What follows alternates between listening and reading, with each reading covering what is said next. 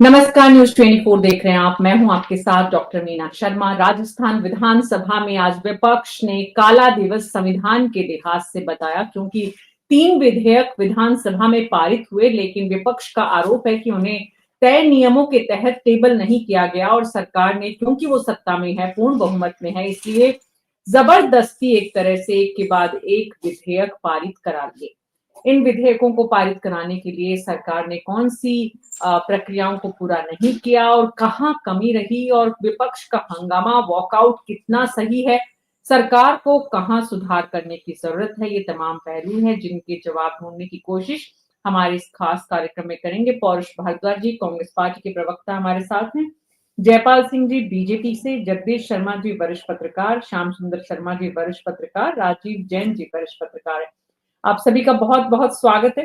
तो शुरुआत हम विपक्ष के पौरुष भारद्वाज जी नजर नहीं आ रहे। विधानसभा में विधेयक पास होने पर क्यों हंगामा हुआ, सवाल ये कि विपक्ष का सरकार पर आरोप, बिना चर्चा के विधेयक क्यों हुए पास, बिना चर्चा के और बिना टेबल किए हुए विधेयकों का पारित होना कितना जरूरी था, जयपाल जी?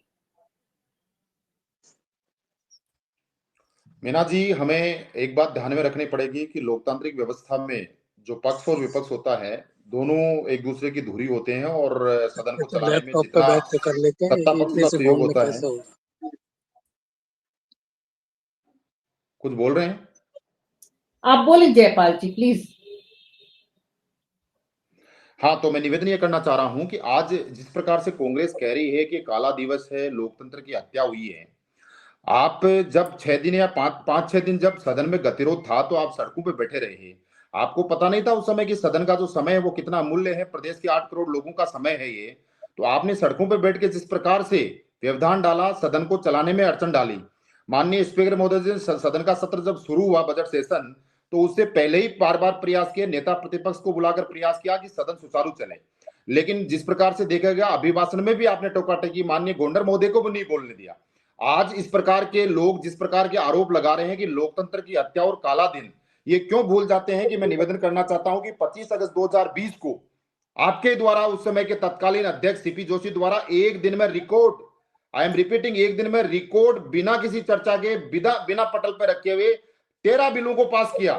13 विधेयकों को उस दिन पास किया आपने। तो किस प्रकार की भाषा, किस प्रकार का संयम आप दिखा रहे हैं। मैं चाहता हूं कि आज प्रदेश के लिए एक बहुत ही बड़ा दिन था, जिसमें बीकानेर और भरतपुर के लिए वहां पर प्राधिकरण का स्थापना हुई। जिस प्रकार से समय के साथ में जनसंख्या बढ़ रही है, लोग पॉपुलेशन बढ़ी जा रही है, तो वहां पर विकास की दरकार है। सरकार ने इस बात को महसूस करते हुए, ये एक दिन में नहीं, हमारी बजट घोषणा में था, हमने इसको बजट घोषणा, माननीय दिया कुमारी जी ने बजट घोषणा में इसकी घोषणा की, उसी के तहत ये विधेयक आया। और तीसरा जो विधेयक है, राजस्थान माल एवं सेवा कर विधेयक 2025, उसको भी पास किया।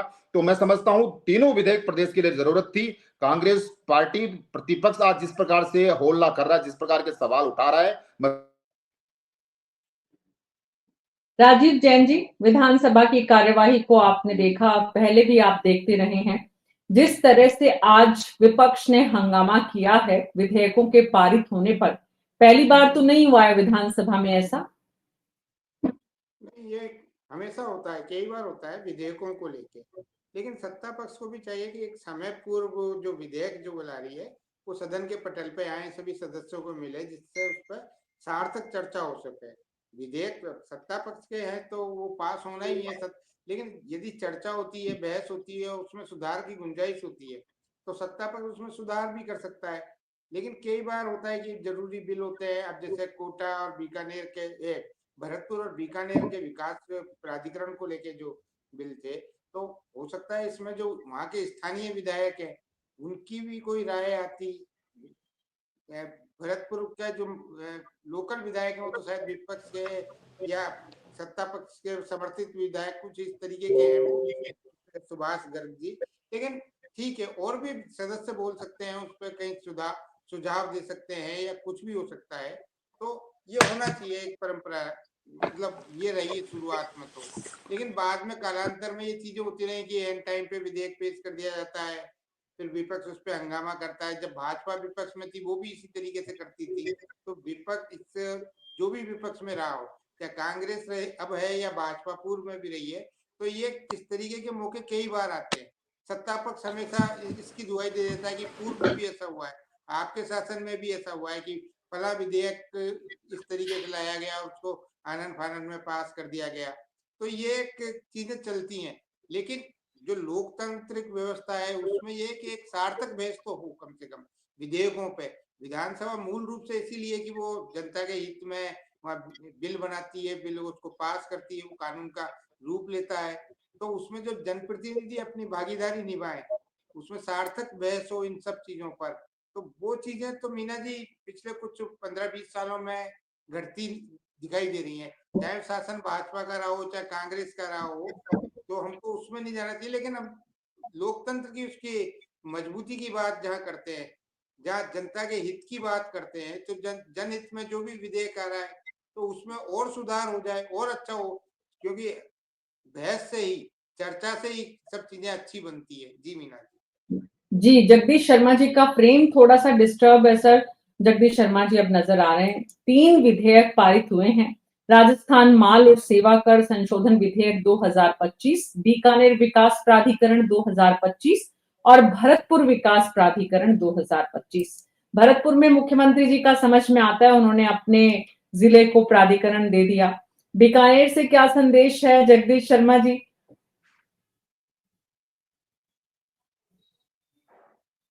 देखिए मीना जी, मेरी आवाज आपको मिल रही है? मैं आज एक ग्राउंड से बोल रहा हूँ। जी बिल्कुल बिल्कुल, आप आज ग्राउंड रिपोर्टिंग करते हुए जैसे दिखते हैं वैसे हमारे आपको भी पुराने दिनों की याद आ गई होगी सर। नहीं, ये एक छोटा बच्चा है, उसको लेकर आया हूँ, उसकी फुटबॉल की कोचिंग चल रही है, तो जी आज बहुत कोई शुक्रिया सर, बहुत शुक्रिया। आप इतनी मेहनत से हमारे साथ, हमारी मेहनत में साथ दे रहे हैं। जी सर।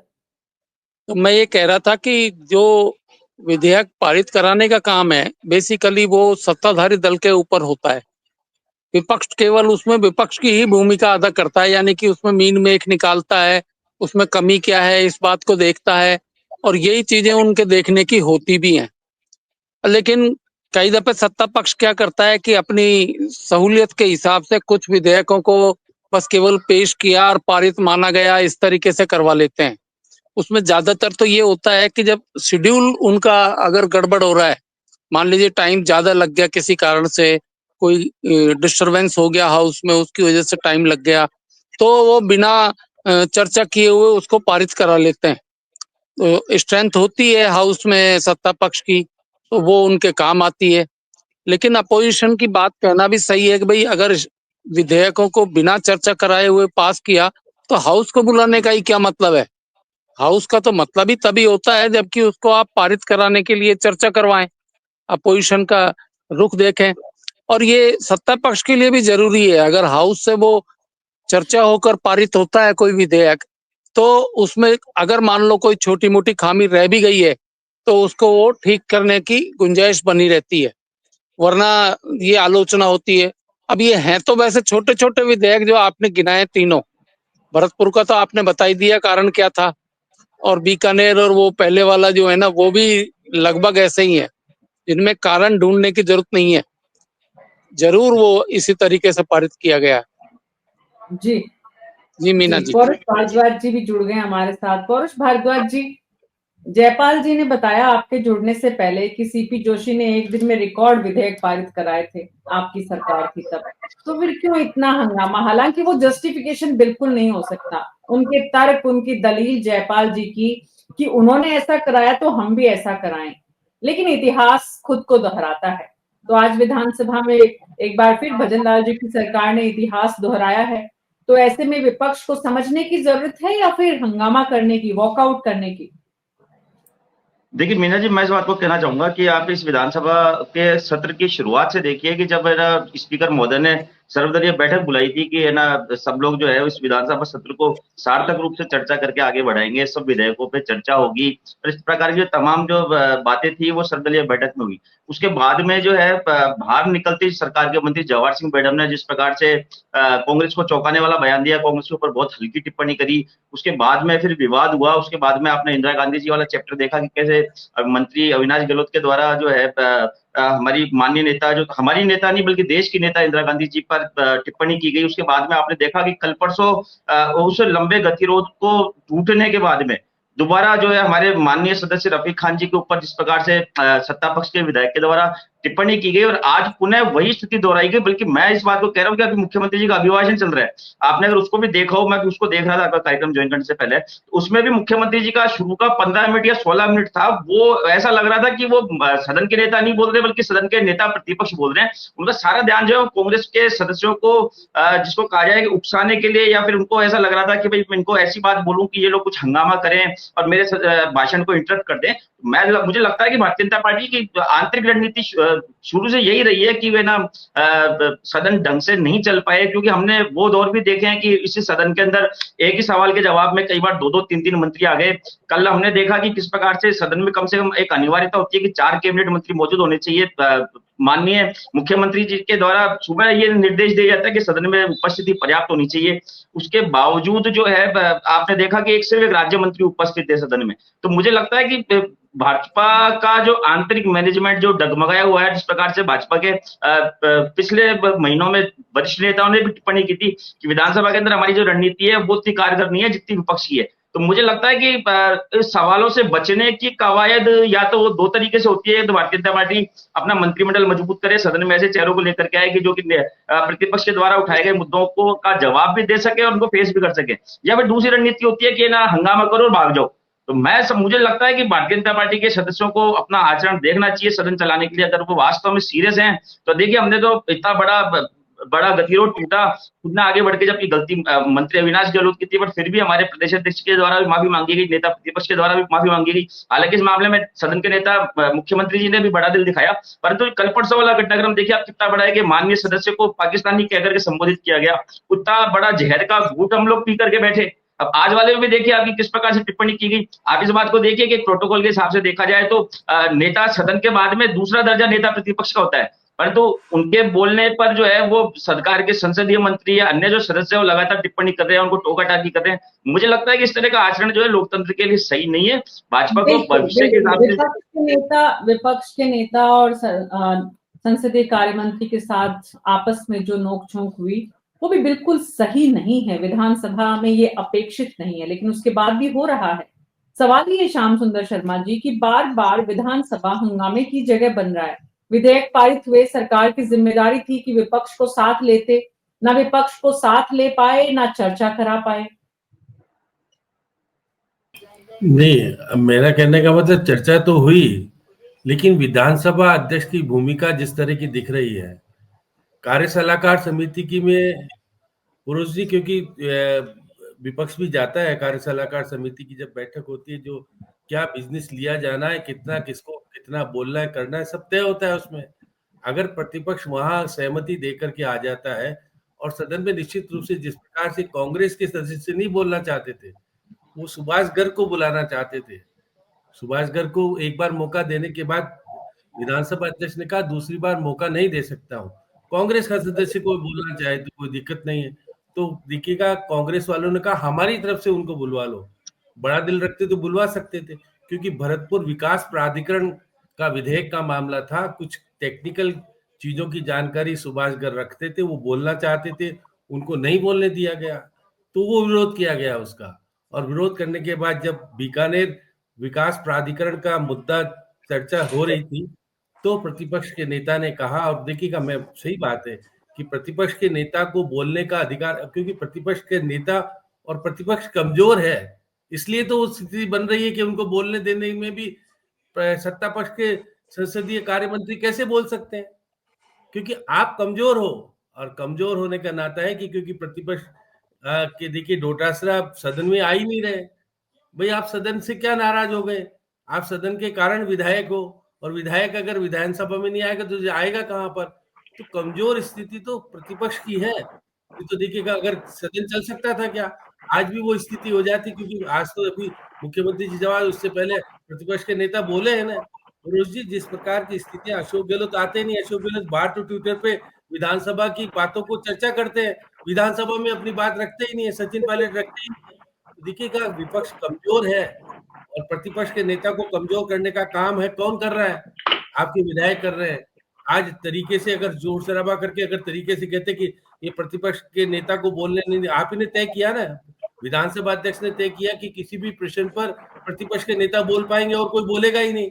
अब उनको कह रहे हो कि आप क्यों बोल रहे हो बार बार। तो देखिए, निश्चित तौर पर जिस तरह का माहौल पार्टी के फ्लोर पर तय करने वाली बातें जो होती है वो हो नहीं रही है, क्योंकि प्रतिपक्ष के प्रदेश अध्यक्ष तो गायब ही है ना, अब भूमिका ही नहीं दिखा रहे। और आज देखिए मुख्यमंत्री जी ने कह दिया कि मैं आज जो नहीं है इसके कारण से सदन आराम से चल रहा है। तो देखिए, और वो जो आरोप लगा गए आज मुख्यमंत्री जी ने हंसी हंसी में बहुत सारी चीजें ऐसी कह दी कि बस पूछो मत। आज शांति धारीवाल भी मौजूद नहीं है अभी जब मुख्यमंत्री बोल रहे हैं।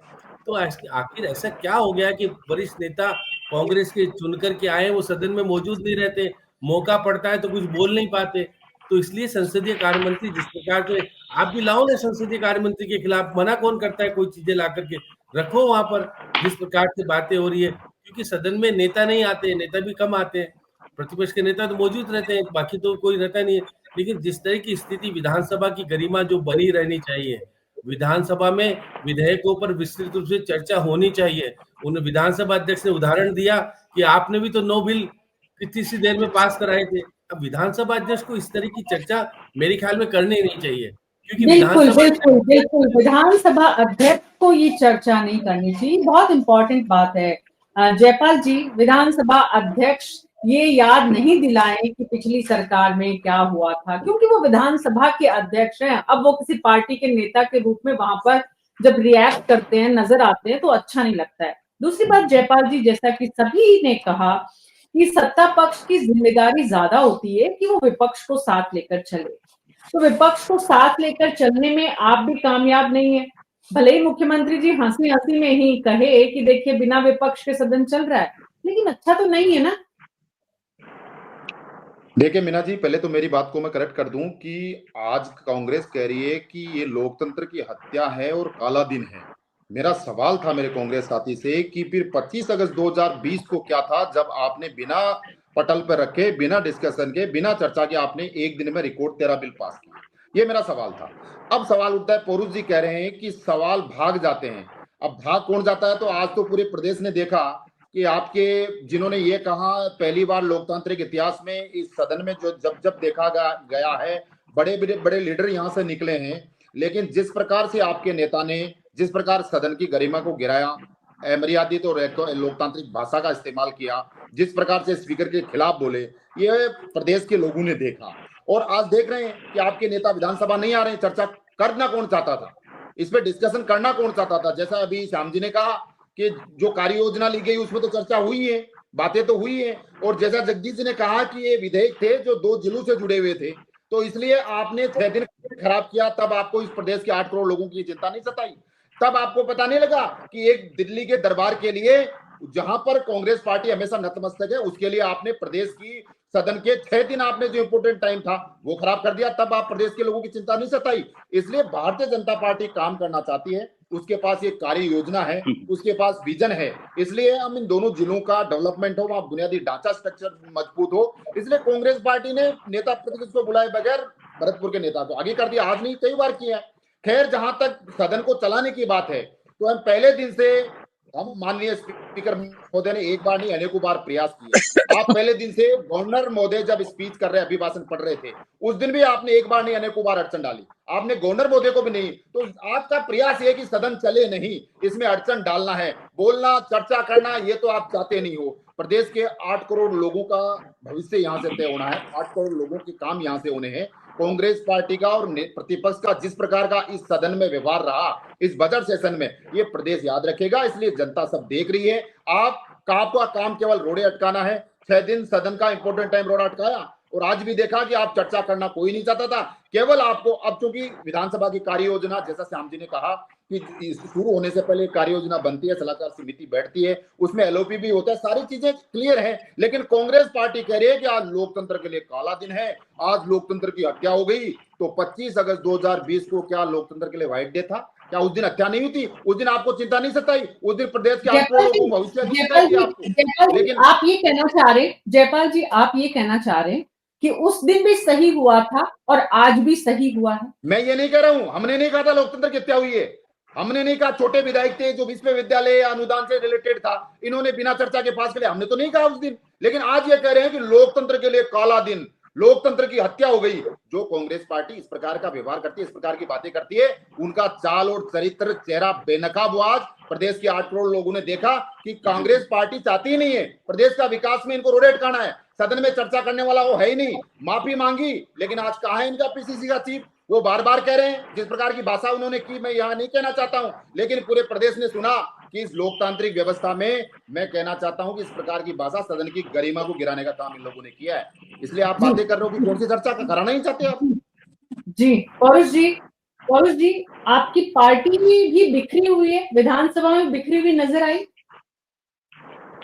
देखिए मीना जी, मैं इस बात को कहना चाहूंगा कि भारतीय जनता पार्टी के पास जब खुद के पास कुछ कहने को नहीं होता तो ये लोग दूसरों के ऊपर कीचड़ उछलते हैं। आपने पिछली बार जब हमारी सरकार थी तब आपने देखा कि इन्होंने किस प्रकार से लगातार हमारी कथित तौर पे गुटबाजी का जिक्र किया, और इस बार भी ये अपना पिछला प्रयोग जो है वापस दोहराने के लिए जा रहे हैं। मैं आपसे इस बात को कहना चाहूंगा कि ऐसी कौन सी भारतीय जनता पार्टी को अनुभूति हो गई कि इनको ऐसा लग रहा है कि है ना कांग्रेस पार्टी के अंदर फूट है, और कांग्रेस पार्टी के अंदर अगर कोई फूट भी है तो सरकार तो आप चला रहे हैं ना, डिलीवर तो जनता को आपको करना है। तो आप तो इस बात की चिंता कीजिए ना कि आप जनता को कैसे डिलीवर करें। आपके पास क्या इतना समय होना कि आप कांग्रेस पार्टी में टिप्पणियां कर रहे हैं, तो इसका मतलब ये दर्शाता है कि आप लोग जनता द्वारा आपको सौंपे गए सत्ता पक्ष के दायित्व को निर्वहन करने में पूरी तरह विफल हैं आप, इसलिए आपका ध्यान जा रहा है। मुझे अगर कोई काम मुझे कोई मेरे घर वाले सौंपते हैं, मुझे पार्टी सौंपती है, मेरे पास कहां समय होता है कि मैं अगल बगल में ध्यान दूंगा। मैं अपना काम करूंगा उस स्थिति में जब वो महत्वपूर्ण काम हो। तो आपकी जो मनोवृत्ति है वो इस बात को दर्शाती है। दूसरी बात, अभी आप जो कह रहे थे कि साहब कांग्रेस ने उस समय ऐसा किया था, यही बात आज विधानसभा अध्यक्ष जी भी बोल रहे हैं। तो अगर कांग्रेस ने, अगर शब्द काम में ले रहा हूं, अगर कांग्रेस ने कोई गलती की थी तो जनता ने हमें विपक्ष में बैठा है ना, तो क्या आपके भी दोबारा विपक्ष में बैठने की मंच है? अगर कांग्रेस ने कोई गलती की तो उसको तो आपको सुधारना चाहिए ना, बल्कि आपको कहना चाहिए कि साहब आपने। पौरुष जी, वो तो जनता पे छोड़ दीजिए ना, आप तो अपनी बात जी, करिए। सवाल ये है कि इतने दिन वैसे ही बजट सत्र में सत्ता पक्ष के साथ विपक्ष ने किसी भी तरह की चर्चाओं में शामिल नहीं हुए। अब जब समय था आखिरी मुख्यमंत्री के भाषण के बाद, वैसे भी बहुत कुछ बजट पर ज्यादा बचा नहीं, विधेयक पारित होने थे जो हो गए।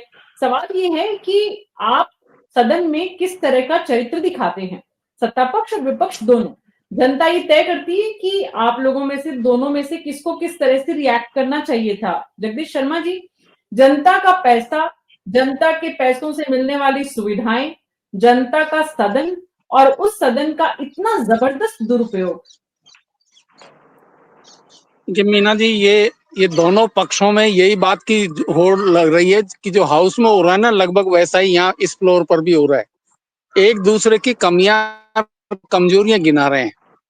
मेरी मान्यता यह है कि हाउस को चलाने के लिए दोनों की बराबर की जिम्मेदारी है। सत्ता पक्ष की ज्यादा इसलिए है कि उसको सरकारी कामकाज निपटाना पड़ता है, वो उसकी जिम्मेदारी है। अपोजिशन के पास ऐसा कोई काम नहीं होता, जैसे कि कोई विधेयक लेके आना है, कोई बिल पास करना है, कोई कानूनी पत्र ऐसा है जिसको कि रखकर डिस्कस करना हो।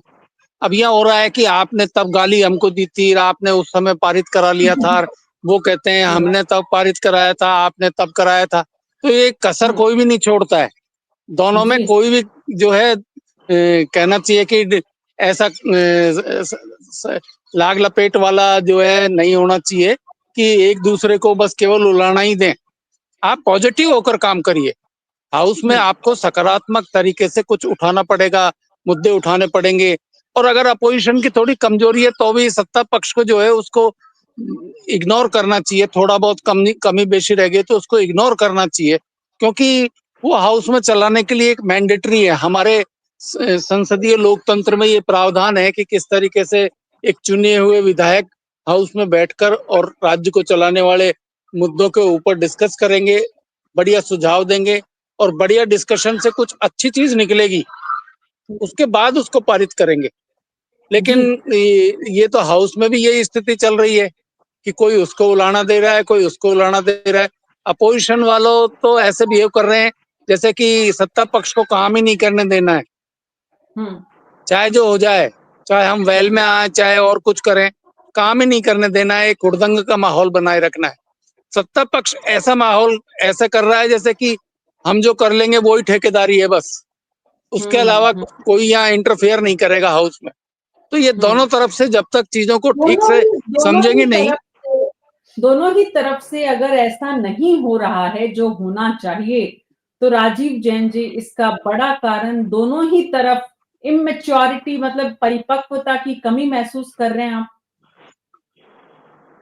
देखिए मीना जी, परिपक्वता की कमी तो नहीं कह सकते, लेकिन महसूस जो आपने कहा वो महसूस हो सकती है। परिपक्व लोग हैं दोनों पक्षों में, ऐसा नहीं है जब चुनकर आए हैं जनप्रतिनिधि बने हैं तो अपने आप में ही परिपक्व माने जाएंगे। लेकिन हम पिछले 20-25 सालों का जो राजस्थान का चुनावी इतिहास देखें तो हर 5 साल में सत्ता बदलती रही है, तो हर शासन में कुछ ना कुछ कमियां बेची रही हैं। तो जो सरकार होती है मौजूदा समय में, जो भी सरकार होती है वो पिछली सरकार या पिछले शासन में चीजें हुई उनका उदाहरण देने लग जाते कि पहले भी ऐसा हुआ था तो अब भी ऐसा, तो वो कहीं उचित नहीं ठहराया जा सकता। अब वो नई सरकार बनी तो उसको नए ढंग से सोचना चाहिए, पूरी बहस करानी चाहिए।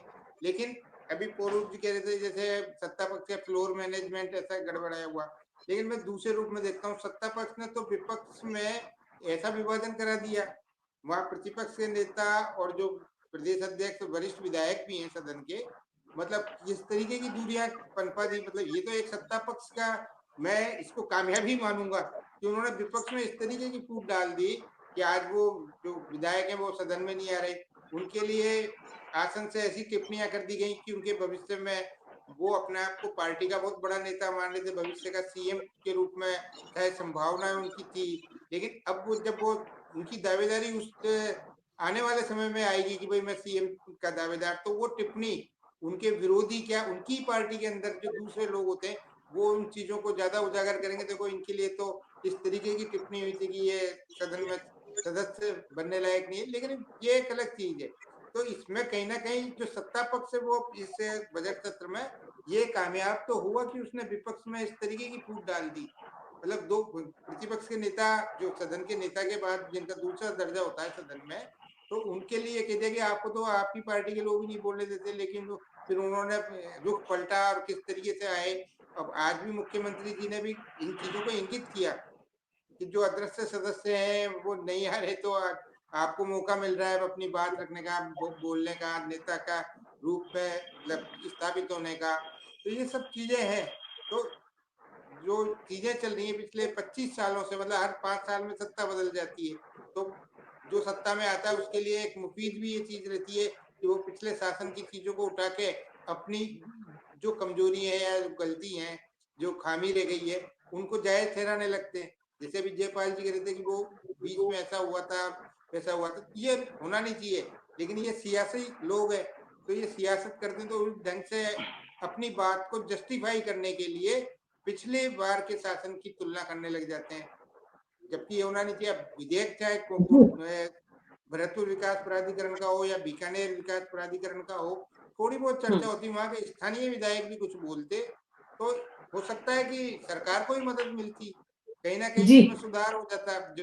जैसे अभी श्याम जी बता रहे थे कि सुभाष गर्ग बोल चुके थे, तो भरतपुर के लोकल विधायक है, फिर दोबारा बोलने पे कहीं ना कहीं विवाद पनपा, उसके बाद जो स्थितियां बनी वो आपके सामने है।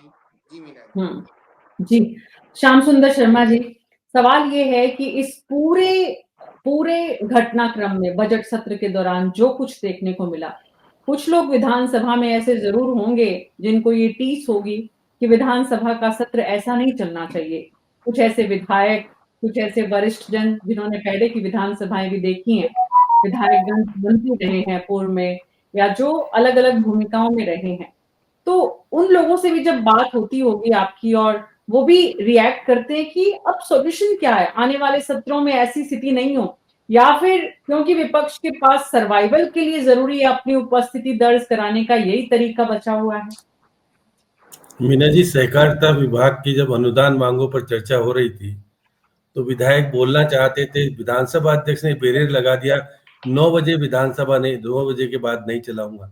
यही विधानसभा में मेरे पुराने विधानसभा अध्यक्ष बात हो रही थी जिस प्रकार से दीपेंद्र जी से, उन्होंने कहा हमने 2:30-3 बजे तक रोज सदन चलाया था जब अनुदान मांगों पर चर्चा होती है।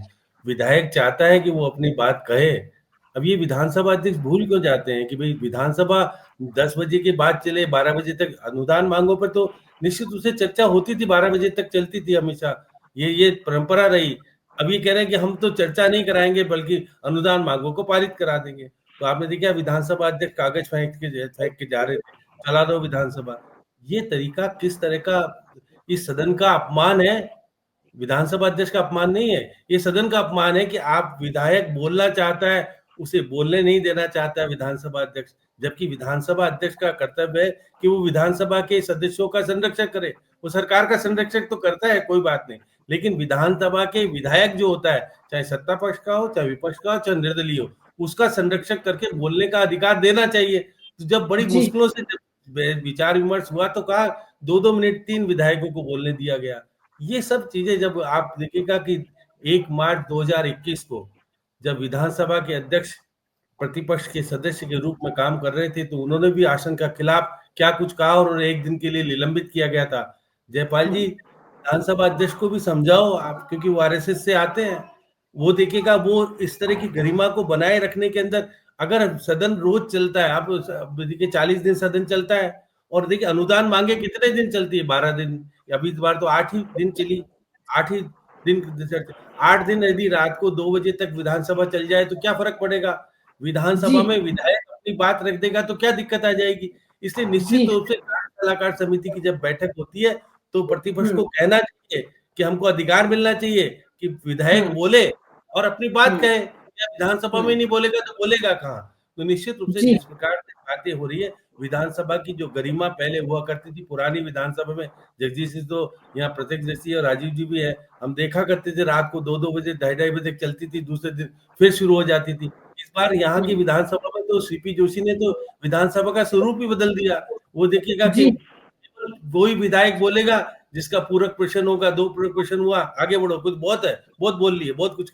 ये तरीका क्या हो गया है? विधानसभा में मंत्रियों का संरक्षण कर रहे हैं विधानसभा के, कोई श्याम दिशा जी, निर्देश नहीं दे रहे, तो श्याम जी, इसलिए बड़ी सीपी स्थिति जोशी जी तो दयनीय है। 5 और 6 बजे के बाद जी। चलने ही नहीं देते विधानसभा। हाँ, वो तो कहते थे 5 और 6 नहीं, अनुदान मांगों पे तो फिर भी चर्चा कराते थे। अनुदान मांगों पे केवल क्योंकि डिमांड्स वो के भी दिन 8 तो बजे आपको तक ही, सदन, मतलब बाकी नहीं, जनरली कई तो बार तो चली 5 गई, बजे 12 के बजे तक भी विधानसभा चली। खत्म करने के हाँ, बाद तो में ये जाते थे। परंपरा तो गलत है ना। ये अगर विधानसभा में विधायक नहीं बोलेगा, आखिर बोलेगा कहाँ वो? और वो भी 40 दिन, 40 दिन से भी 8 दिन ऐसे आता है जब विधानसभा की कार्रवाई 12 बजे तक बात चलनी चाहिए, उसमें कोई दिक्कत नहीं, किसी को आपत्ति नहीं है। लेकिन विधानसभा अध्यक्ष क्यों बुजुर्ग है, उनके अभी कुछ अभी देखा तकलीफ भी हो गई थी, तो ऐसे उपाध्यक्ष बना दो, अगर वही काम चला लेगा। उपाध्यक्ष बनाया नहीं, सभापति के ऊपर विश्वास नहीं, विधानसभा को मैं रहूं जैसे चलना चाहिए। तो इसलिए निश्चित रूप से विधानसभा की गरिमा को बनाए रखने का काम सत्ता पक्ष विपक्ष का तो है, साथ में सदन में जो सदन आसन पे बैठा है उसकी भी जिम्मेदारी बड़ी बनती है कि वो बड़े दिल के रूप में काम करे। वो कहते हैं मैं 40 दिन से ज्यादा चलाना चाहता हूँ। अरे जो चल रही है विधानसभा, आप देखिए आज विधेयकों पर चर्चा हो रही थी, विधेयकों पर चर्चा निश्चित तौर पर 3-3 4-4 घंटे होते हुए हमने भी देखा। और अभी तो विधानसभा के वरिष्ठ सदस्य समझते हैं, 2-3 समझते हैं, बाकी समझते हैं। पहले तो 8-10 लोग थे, कहते थे कि विधानसभा पे कानून पे हम निश्चित रूप से बोलेंगे, हमारे चाहे कुछ भी हो ना हो, और वहां बोलने का मौका दिया जाता था। आज जिस तरह से जी। विधानसभा बोल रहे थे कि कांग्रेस के जमाने में 9 विधेयक कितनी बिना चर्चा के पारित कर दिए, अभी 3 कर दिए, तो क्या फर्क पड़ गया? फर्क आपके तो जी। नहीं पड़ा, लेकिन सदन की गरिमा के ऊपर पड़ गया। विधानसभा अध्यक्ष को इसी तरह की टिप्पणी करने का कोई अधिकार नहीं है, बल्कि उनको कहना जी। चाहिए कि बोलिए, कौन मना करता है बोलने के लिए? अगर किसी विधेयक के ऊपर कोई विधानसभा का सदस्य जो उस शहर से आता है जिससे संबंधित विधेयक है, उसको अगर बोलने का दोबारा भी मौका दे दिया जाए तो क्या फर्क पड़ता है? क्योंकि उसको जी। बोलने नहीं देना, क्योंकि बहुत सारी चीजें जी। वो इस तरह की कर रहे हैं कि तो जो मुख्यमंत्री कुल मिलाकर जो बात समझ में आ रही है श्याम जी, वो ये कि यहाँ पर वो कहावत है, हालांकि वो यहाँ कितनी उपयुक्त होगी मैं समझती हूँ उपयुक्त नहीं है, लेकिन क्योंकि जुबान पर आ गई है और क्योंकि सटीक बैठती है कि कुएं में ही भांग है, होली का मौसम है, इसलिए ज्यादा सटीक है। तो सवाल ये है इस वक्त कि हमारे विधानसभा के अध्यक्ष, सत्ता पक्ष और विपक्ष जब सभी मिलजुल कर सदन नहीं चलाने के लिए काम कर रहे हों, तो भला सदन चलेगा कैसे? और ऐसे में जनता के पैसों के साथ, जनता की इच्छाओं और आकांक्षाओं के साथ न्याय कैसे होगा? आप सबका बहुत-बहुत शुक्रिया इस चर्चा में शामिल होने के लिए। कुल मिलाकर जो बात समझ में आ रही है वो ये कि इस वक्त विधानसभा अध्यक्ष वासुदेव देवनानी को जरूर सोचने की जरूरत है, एक बार बैठकर चिंतन करने की जरूरत है, कुछ वरिष्ठों के साथ चर्चा करने की जरूरत है कि कैसे विधानसभा की गरिमा को और ज्यादा बढ़ाएं, बनाएं। न्यूज़ 24 पर अभी मेरे साथ इतना ही। नमस्कार।